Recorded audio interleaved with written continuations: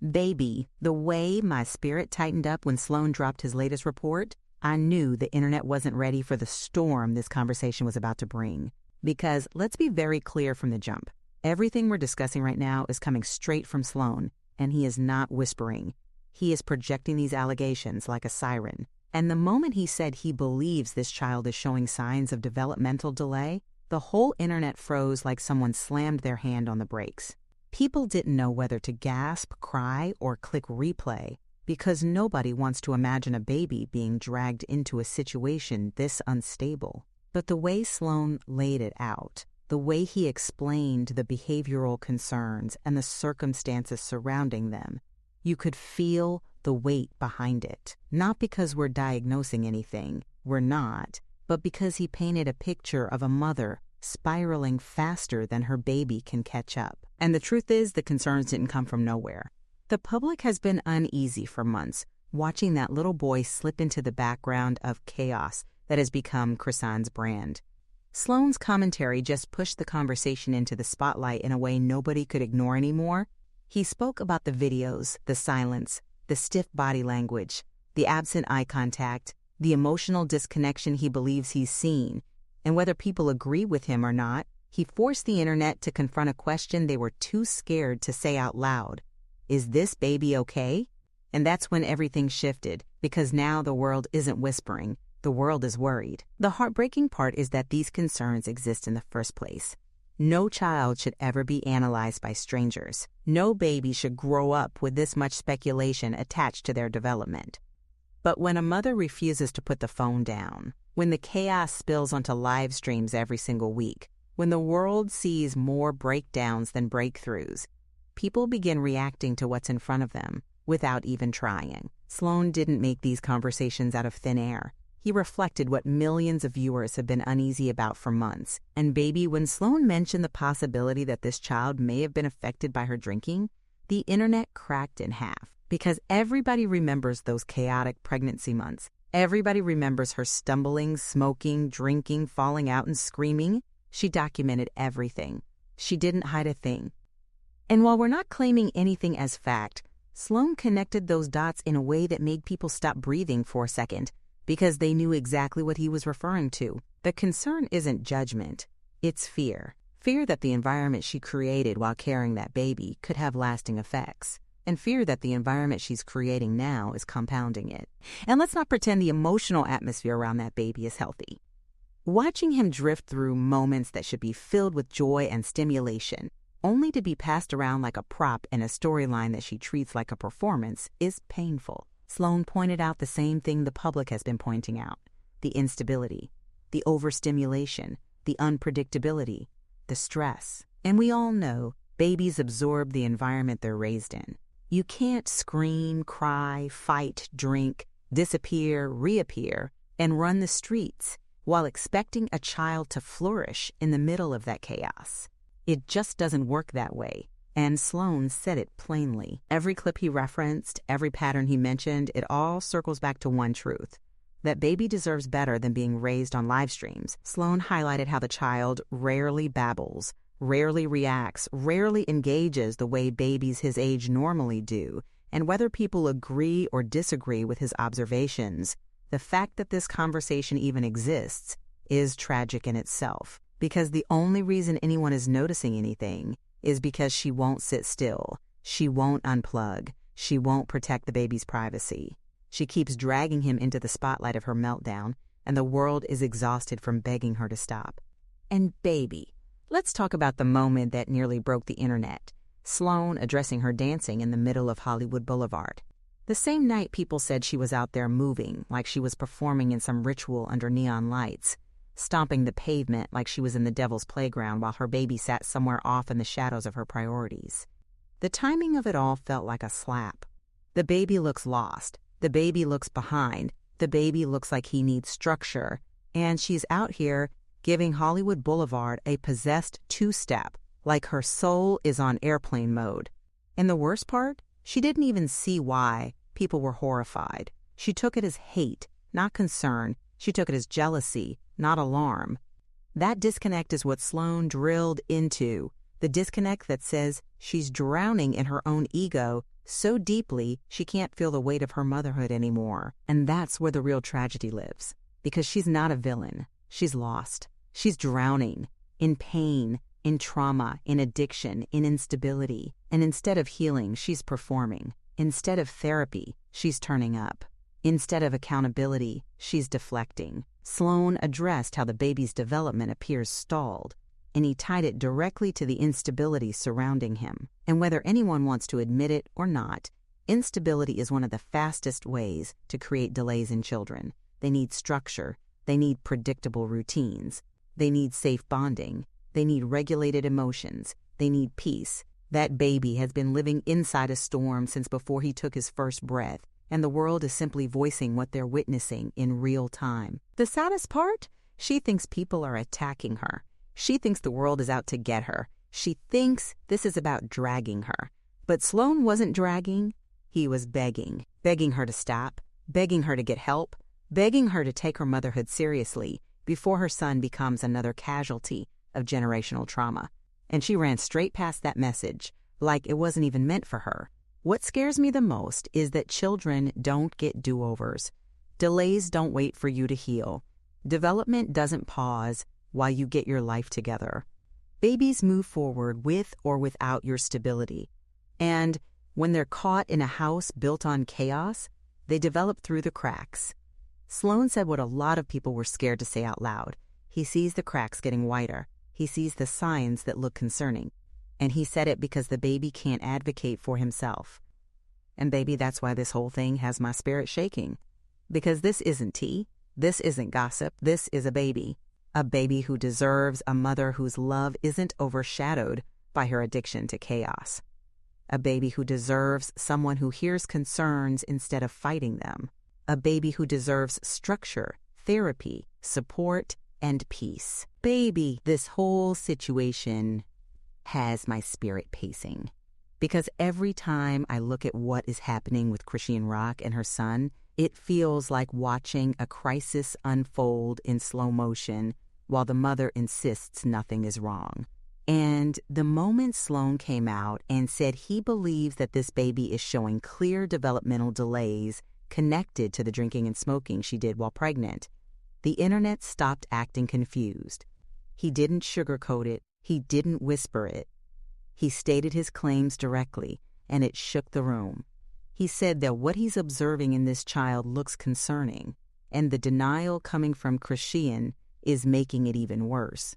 And the painful part is that everything he said lines up with what millions have been uneasy about for months. A baby who looks lost, a baby who looks behind, a baby whose needs are being drowned out by a mother drowning in her own chaos. And the saddest thing is that none of this had to be this way. But the moment Blueface walked out of that prison, Chrisean's life didn't just fall apart. It crumbled like a house made of glass. Ever since his release, she's been spiraling on camera, spiraling on live streams, spiraling in public, spiraling in traffic, spiraling in interviews. And the whole world has been watching while a baby sits in the middle of that storm, absorbing every ounce of emotional instability.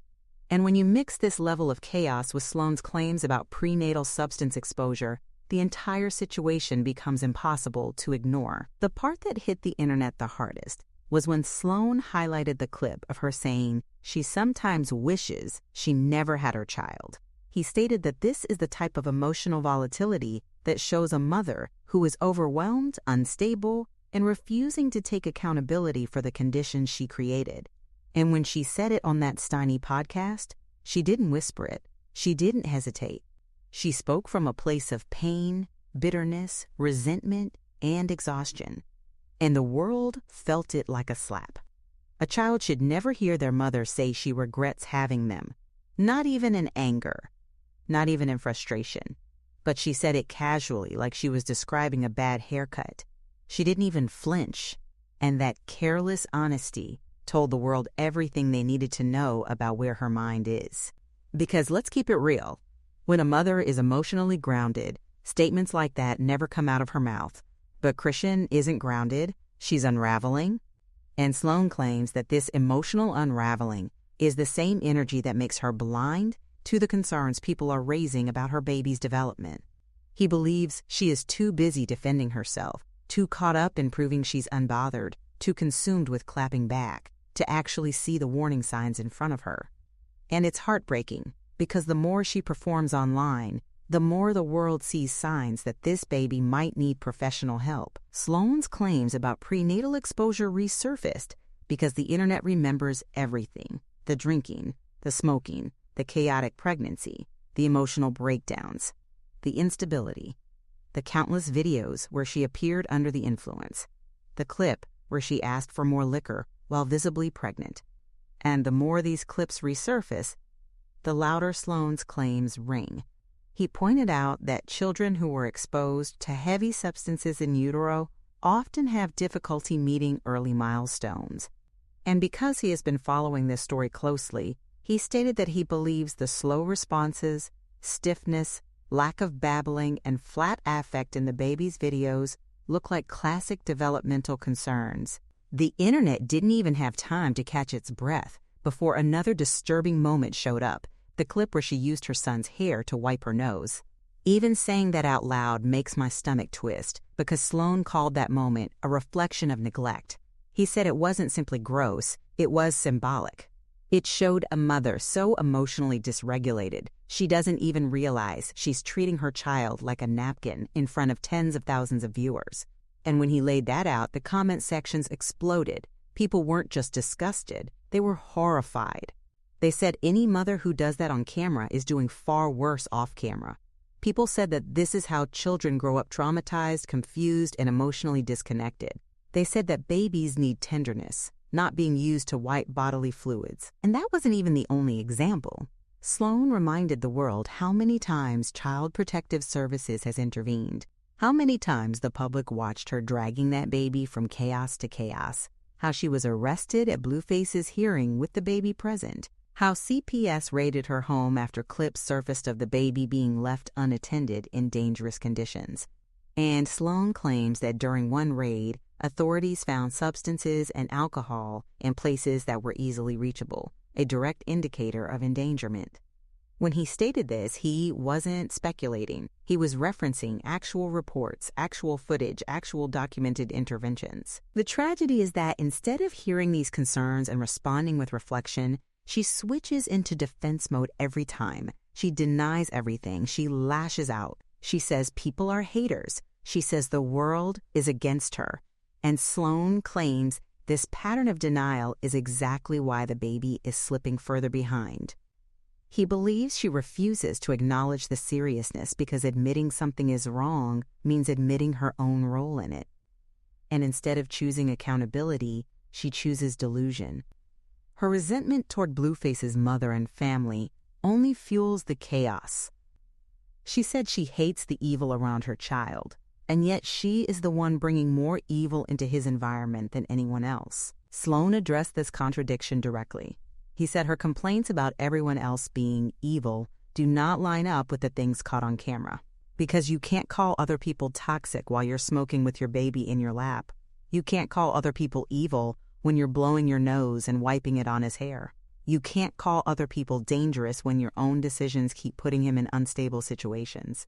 Every time she cries on live, every time she rants into the camera, every time she disappears for days, then reappears with puffy eyes and shaky energy, Sloane claims he sees the signs of someone who is collapsing under the weight of her own trauma while pretending she's strong enough to handle it all. And the baby is the one who suffers. What scares the world, and what Sloane is calling out, is the silence from the baby, the lack of engagement, the slow reactions, the stiffness, the emotional detachment. When babies feel safe, secure, stimulated, and nurtured, it shows. When they don't, it also shows. And Sloane claims he believes this baby is showing the signs of a child whose needs are not being met emotionally, physically, or developmentally. Whether he is right or wrong, the concern didn't come from nowhere. It came from the videos she posts herself. And then there's the spiritual layer. The moment she was out in the streets dancing like she was possessed by the nightlife under the devil's neon, while her baby's name was trending with concerns. Sloane didn't even have to say much about that moment because the footage spoke louder than any narration. She was out there stomping in the middle of the road like she was battling demons, while the internet begged her to go home and take care of her child. And instead of feeling embarrassment or urgency, she treated it like content, like entertainment, like a joke. The heart of Sloane's claims is simple. The baby needs help. The baby needs intervention.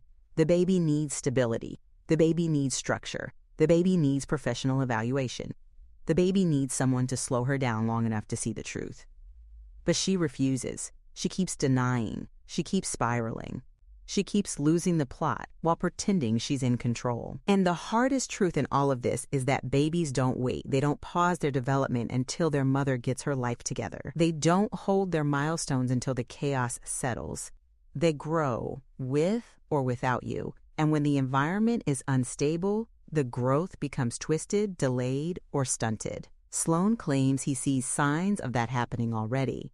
And he's sounding the alarm because the baby cannot speak for himself. What makes this so emotionally heavy is the reality that one day this little boy will grow up and see all of this. The videos, the denial, the nose wiping, the instability, the lies, the drinking, the smoking, the meltdowns, the resentment, the regret. And the world knows that what he sees will shape him just as deeply as what he lived through. And Sloane claims this is why intervention is needed now, not later.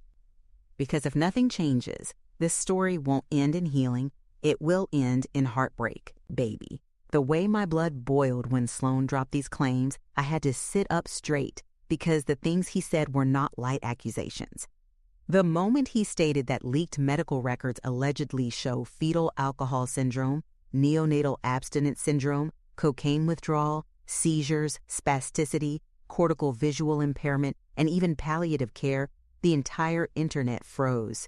He didn't whisper it, he didn't soften it, he didn't hesitate. Sloane claims that these records paint a picture of a child who is suffering through conditions no baby should ever be forced to endure. And the moment he laid it all out, the conversation shifted from gossip to crisis. Because according to what Sloane claims he saw in those records, this isn't just a case of bad parenting. This is a case of a baby who is struggling to function in a body that was harmed before he ever entered the world. And that's the part that makes this story so nauseating. Because if those claims are true, that means everything this baby is going through right now traces back to choices she made while carrying him. The drinking, the smoking, the chaos, the lack of prenatal care, the emotional instability, the neglect, the way she treated her pregnancy like content instead of a responsibility.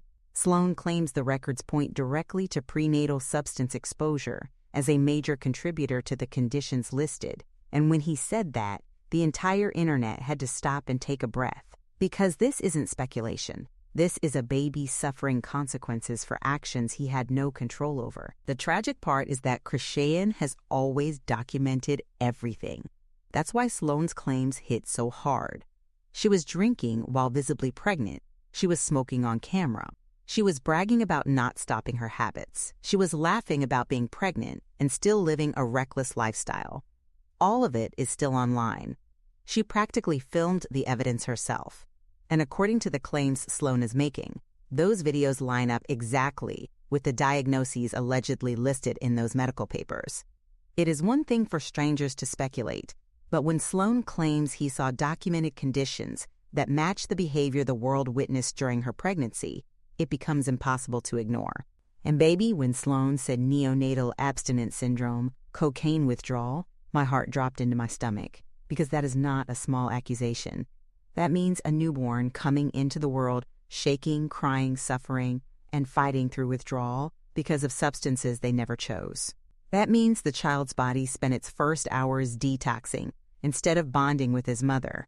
And according to Sloane's claims, these aren't rumors, they're medical notations. He stated that the records listed cocaine exposure, and hearing that makes the entire situation feel 1,000 times heavier. Then he went into spasticity, the neurological stiffness that makes it hard for the baby to move. Sloane claims this explains why Chrisean Jr. is almost 2 years old and still not walking, barely able to stand, and usually stiff or curled in his mother's arms. The videos show her constantly carrying him or keeping him confined to strollers and playpens, and Sloan alleges that this is because his body physically struggles with basic mobility. He claims the leaked papers describe abnormal muscle tightness that affects movement, coordination, and motor development. And when you look at the clips, the signs start to make sense. And baby, when Sloan said seizure disorder, I had to collect myself, because that means this child may be experiencing moments of neurological shutdown, episodes where his body stiffens, his eyes glaze, his brain short-circuits, and he's left unable to respond. Sloan claims the records list seizures, and when you revisit the videos, the staring spells, the unresponsive moments, the blank gazes, you start to understand why people are terrified. Then Sloan delivered the biggest blow when he said the baby allegedly has CVI, cortical visual impairment. That is not regular blindness.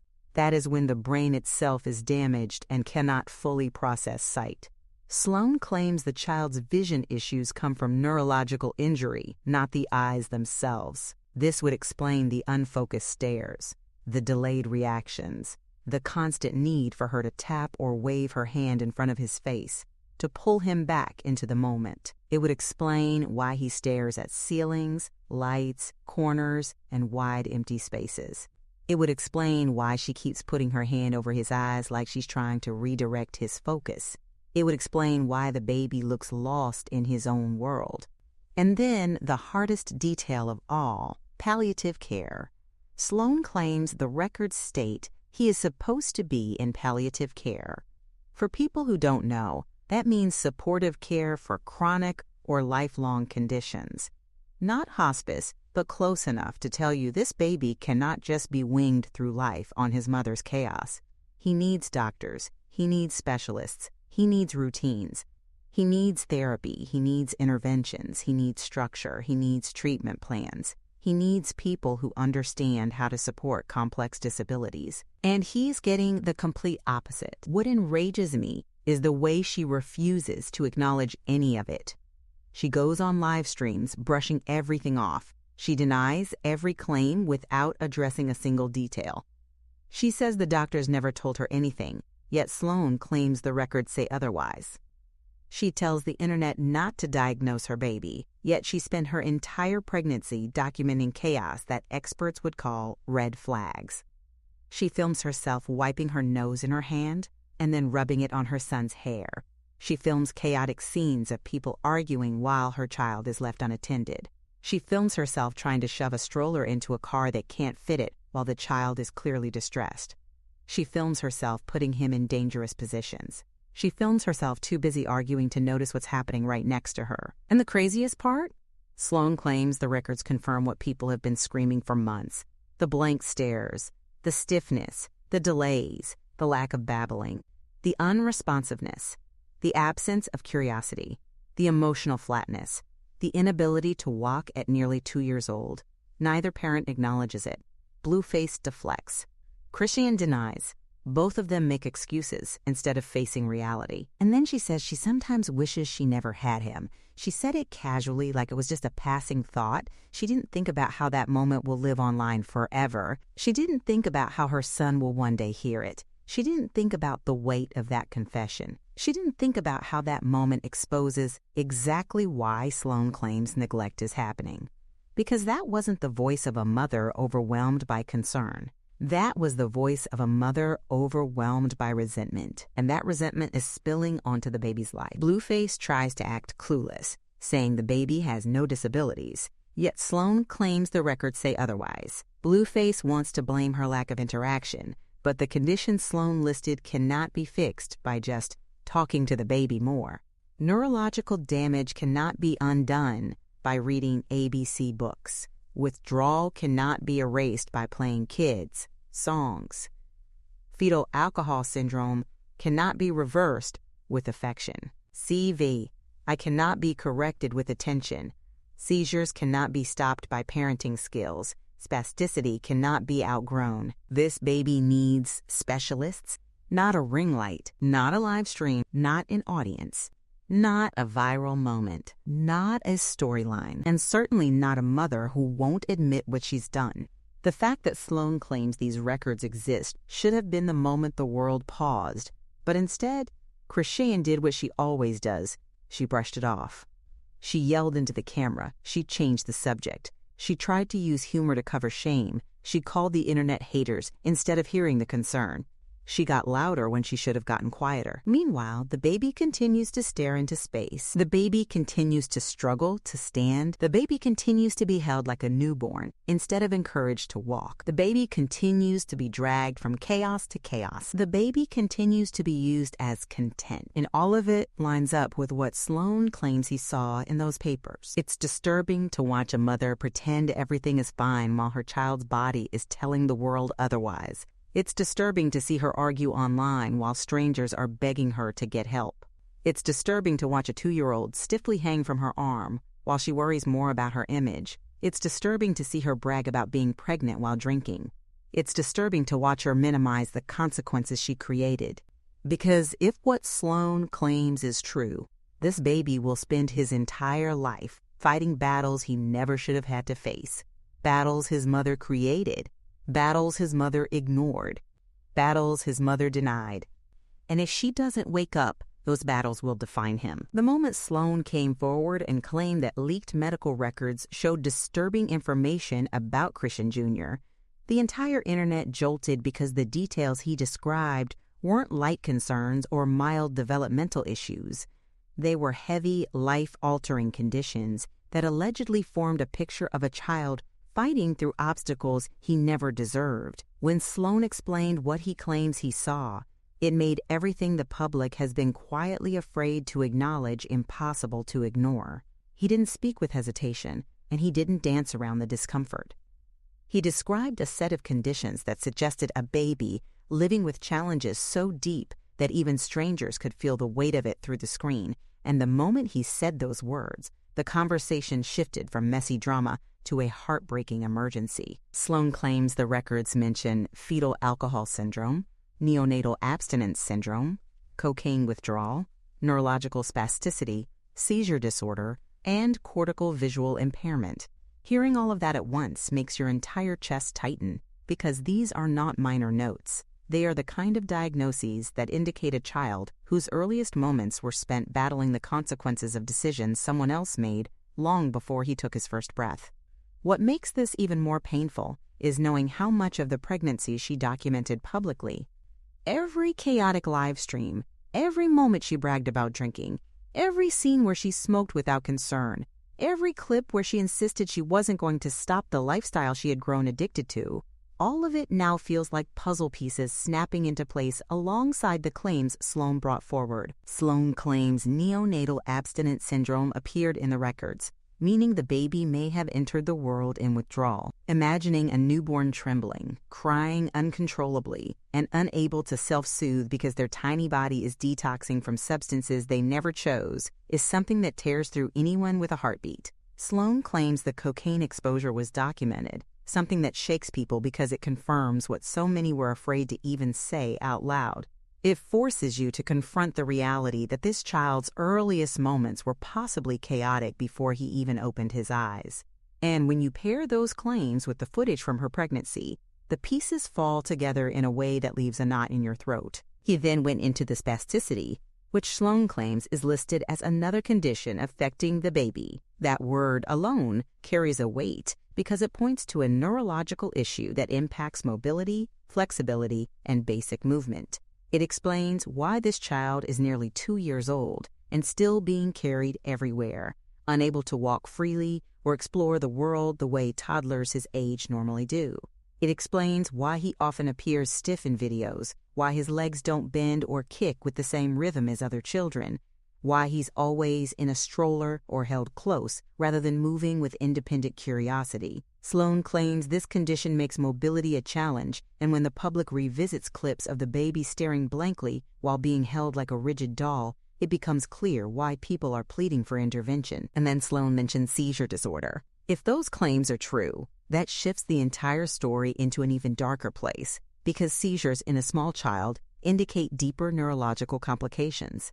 When the internet looks back at the videos where he seems frozen, disengaged, or disconnected from the moment, people begin to wonder if those blank spells are actually tiny seizures or neurological misfires. Sloan claims the records list seizures, and knowing that adds a layer of urgency because untreated seizures can impact development even further. It creates a ripple effect on cognitive growth, sensory processing, balance, and emotional regulation. It becomes a cycle that gets worse without proper medical attention, therapy, and structure, things the public believes he is not consistently receiving. Sloan also claims the child has CVI, cortical visual impairment, which is not a simple vision issue, but a brain-based problem where the eyes function, yet the brain cannot properly interpret what it sees. When Sloan described that, it made sense of the countless videos where the baby stares at ceilings, lights, corners, or empty space with no reaction to movement around him. It explains why she's constantly tapping him, waving objects in his face, or trying to redirect his focus. It explains the delayed responses, the unfocused gaze, and the moments where he looks physically present but mentally distant. Sloan claims this condition stems from neurological damage, and hearing that makes the situation feel even more devastating because CVI affects recognition, attention, and visual processing, all things that shape the earliest stages of learning. The detail that shook people the most is Sloan's claim that the baby is supposed to be in palliative care. That phrase alone sends a chill through anyone who understands what it means. It does not mean end-of-life care, but it does mean long-term medical support for chronic and complex conditions that require careful monitoring, trained specialists, and consistent interventions. It means the child needs a stable environment, routine therapy, and careful nurturing. It means his needs are far from simple. Sloan claims these conditions appear together in a way that demands professional involvement, yet the lifestyle she projects looks nothing like the environment a child with those alleged needs should be raised in. What infuriates the public is watching her dismiss everything as if none of it matters. She denies any condition, she ignores the signs, she avoids accountability. She lashes out at anyone who expresses concern. She blames everyone except herself, even though Sloan's claims about drinking and smoking while pregnant have mountains of video evidence backing them. She doesn't address the details. She just posts more chaos. Her denial makes people fear that the conditions Sloan claims are real are being neglected while she performs online for attention. Every time she appears on camera, she seems more detached from what her child requires. You see a baby drifting through moments without stimulation, carried by someone who isn't attuned to his developmental cues, and surrounded by noise, conflict, and inconsistency. Sloan claims the evidence points to a child in need of therapies, evaluations, and structured support, yet what the world sees is a toddler moving through instability with no direction. He's nearly 2, but still struggling to stand without support. His movements appear rigid and hesitant, his focus drifts in and out, his reactions seem delayed and sometimes absent. Sloan's claims about neurological impact make sense when you watch how disconnected he appears in the clips she uploads. Meanwhile, instead of concentrating on his needs, she's online talking about wishing she never had him because of the evil attached to his father's side. That moment cut people deeply because it wasn't a private confession. It was said publicly without hesitation or awareness of the emotional wound it creates. Sloan claims the emotional instability she displays is directly tied to the neglect he believes is occurring because a mother who resents her child's existence cannot fully show up for their needs. The frustration, the chaos, and the denial combine into a dangerous environment for a child who allegedly needs more support than most. Blueface isn't helping either. He downplays everything, deflects responsibility, and tries to rely on excuses about her lack of interaction while ignoring the conditions Sloan claims the baby has. He treats it as if the only issue is her parenting skills, when, according to Sloan's claims, the diagnoses go far beyond simple neglect and are rooted in medical complications that require specialized care. He tries to act oblivious, yet he participates in the same inconsistency. Instead of uniting to focus on their son, they trade blame, deny reality, and create a tug-of-war in which the baby becomes collateral damage. The internet keeps pointing out the patterns they see. They notice the lack of communication skills. They notice the emptiness in his gaze. They notice the limited mobility. They notice the constant carrying. They notice the absence of developmental progress expected at his age. Sloan's claims only amplified what millions of viewers were already feeling, but were scared to articulate without confirmation. His claims gave language to observations people were struggling to explain. His claims made it clear why the baby behaves the way he does in these clips. Despite the seriousness of these concerns, she continues to use her platform to argue, deflect, and deny rather than process what may be happening. She films conversations where she shows irritation with her child instead of tenderness. She posts moments where he is left unattended or mishandled. She shrugs off accountability and leans into impulsive behavior as though it carries no consequences.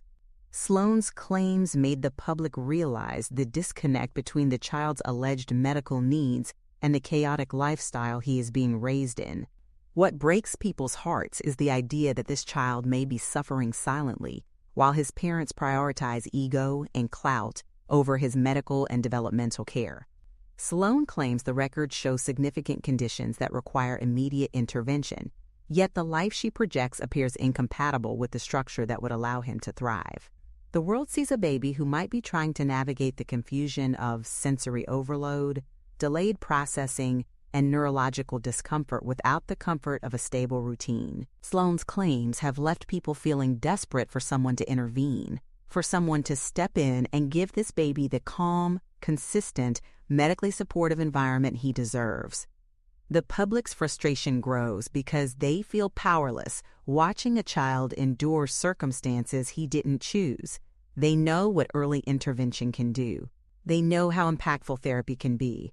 They know that with the right support, many of these challenges could be managed or improved. Yet they also know that denial from a parent can shut down every opportunity. People aren't judging the child. They're heartbroken for him. They're angry because they see a toddler drifting through life without the advocacy he needs. They see parents who treat concern as an attack instead of a call to action.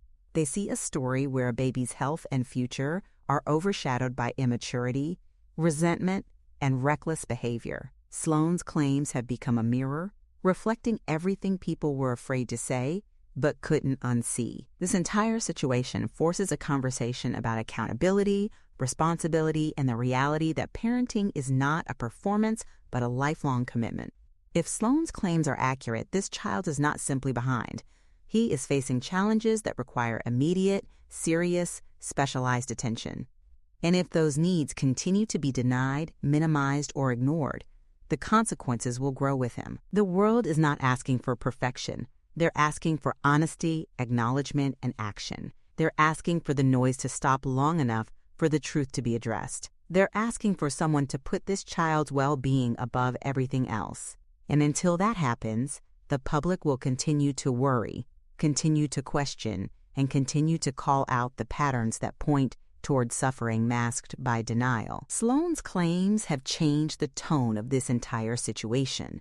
What was once gossip has now become a heartbreaking plea for intervention. This is no longer about who's right or wrong, who's messy or dramatic, or who's going viral. This is about a baby whose life is being shaped by decisions he never had control over.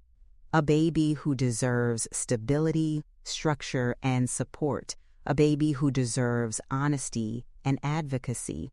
A baby who deserves better than chaos being passed off as love. The part that made my stomach tighten was when she started describing her idea of a birthday celebration, because the way she said it with pride showed just how out of touch she is with what a 2-year-old actually needs. She was talking about going to the Museum of the Bible like she was planning some deeply meaningful experience for a toddler who can barely process blinking lights, let alone ancient scripture behind glass. And then she said she wanted to go eat crabs on a boat, proudly bragging about how last time she spent $2,500, as if overspending on seafood somehow translates into motherhood or counts as a child's joy.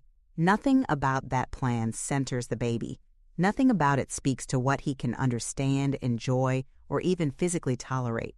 It felt like another episode in her ongoing pattern of making everything about herself while pretending she's doing something for him.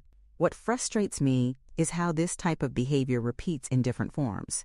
She keeps treating motherhood like a prop, and the child like an accessory she can drag from scene to scene whenever it fits the storyline. That clip of her trying to fight on set while the baby was left lying on a couch like a forgotten purse is the perfect example of how reckless the entire situation has become. She saw tension, she saw an opportunity to jump into chaos, and she chose violence over parental responsibility without blinking. The baby sat there watching her unravel, like it's normal for your mother to turn every environment into a battleground. That child should be in someone's arms, not in the shadow of yet another fight she has to dive into just to feel alive. You can hear people in the background saying, "Pick that baby up," because even strangers know he deserves better than being abandoned in a room while she feeds her addiction to conflict. A mother's instinct is supposed to be to protect, not to perform, but she keeps choosing performance every single time, and the child is the one absorbing the shockwaves of her decisions. That moment wasn't an accident or a misunderstanding. It was an example of how quickly she forgets he exists whenever something pulls her emotional attention elsewhere. And as much as she wants to pretend she loves him fiercely, her actions keep proving that she loves chaos more. And this isn't something that started recently. A few months back, she left a hotel room looking like a storm hit it. Whippets scattered everywhere, trash all over the floor, signs of substances the way some people leave laundry. It painted a picture of someone spiraling in environments where a child should never be present. You cannot claim to be a hands-on mother while leaving behind the kind of destruction most people don't even create during their worst nights. Her lifestyle is unstable, unpredictable, and unsafe, and every time she tries to clean up the narrative online, reality slides right back in like a reminder she can't outrun. Even her relationship choices show how little awareness she has of the environment her son is growing up in. That boyfriend she had at the time, the one called Bino Face or whatever variation of that name, didn't seem like stability either. He had the energy of a man who invites trouble rather than calms it down. When the police keep showing up to wherever you are, it's rarely because the universe is targeting you. It's usually because you keep making choices that attract the wrong kind of energy. Watching the clip of them interacting was uncomfortable, not because anything dramatic happened, but because you can feel the instability in the air. It's a kind of instability a child absorbs long before he learns how to speak. At this point, her life doesn't look like a journey of motherhood. It looks like a constant tug of war between chaos and denial. And what breaks me is that the baby is caught in the middle with no voice to advocate for himself. He can't say he's tired. He can't say he's scared. He can't say he's overwhelmed. He can't say he needs something different. He can only live through the consequences of her impulses, and that is the part people are sick of watching. The ego she and Blueface both carry is suffocating their ability to see the damage being done, and every day that passes without intervention is another day of unnecessary struggle for a child who should be surrounded by love, stability, and structure. People are not being dramatic when they say he'd be better off without them. When the only consistent thing in a child's life is your inconsistency, you are not providing safety. You are providing trauma disguised as personality. And she keeps brushing off every concern, as if the world is just out to get her, instead of realizing the world is reacting to the things she keeps putting online. If she didn't broadcast the mess, nobody would know about it, but she narrates her own chaos like it's a badge of honor. She wants love for the baby, but refuses to give the baby the love, structure, and protection he requires.